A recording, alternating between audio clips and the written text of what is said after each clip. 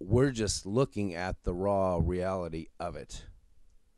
I'm not trying to get you to lean in any certain direction. You are already leaning wherever you're leaning, and that's just the way it is. So, we're not going to get into the taking sides thing. Not on this audio, or not. But the war that rages is about the dualistic nature of all human beings that have ever been placed on this planet. And we're talking about the Homo sapien variety.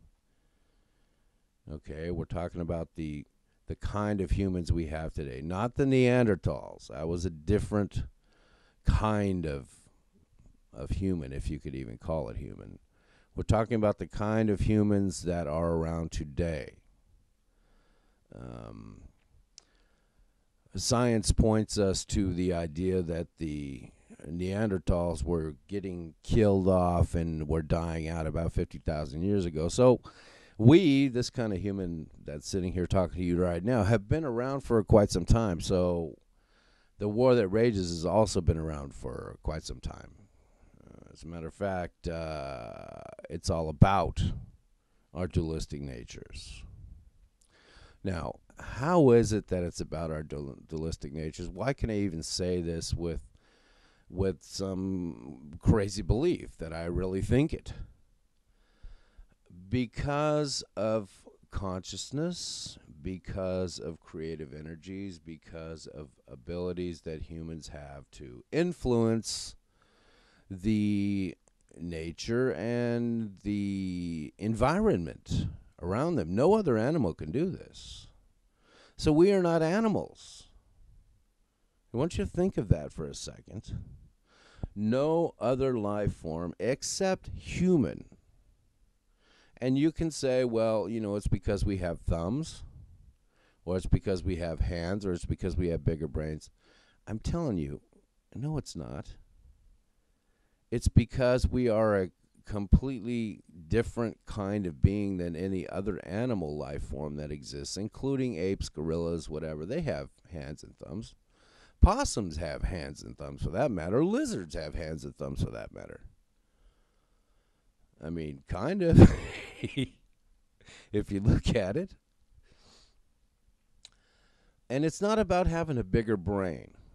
Okay, because we're not thinking on the same vibration as those other beings. So it's not about the size of our brain.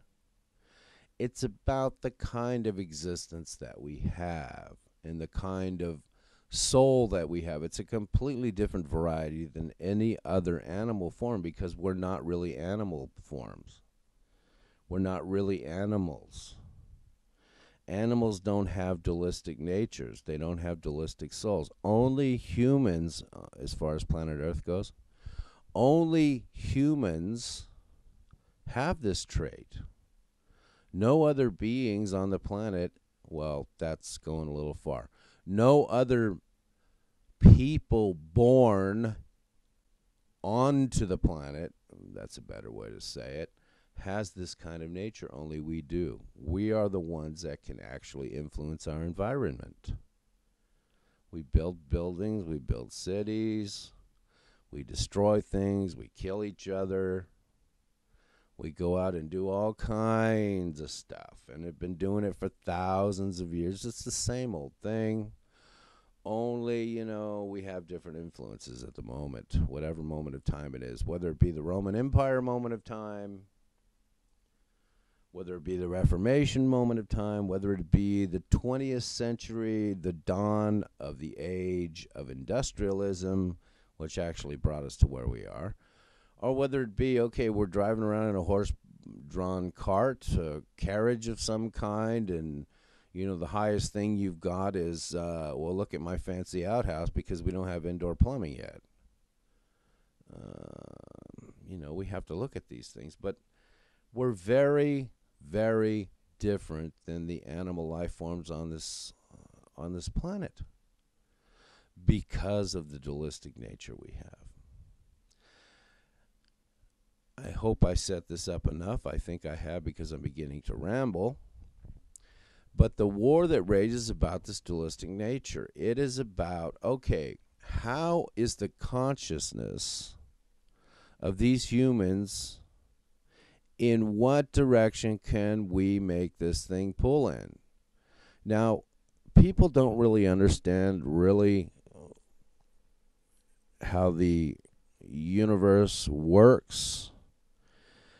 And if they did, and we're going to get into that in the next little talk about the arrangement and how things are put together, and that's what I'm going to throw in that word. And you're all going to be shocked, and hopefully you slap your, you slap the table in front of your people that are preaching religion to you, and maybe wake them up a little bit, because they're way out of bounds.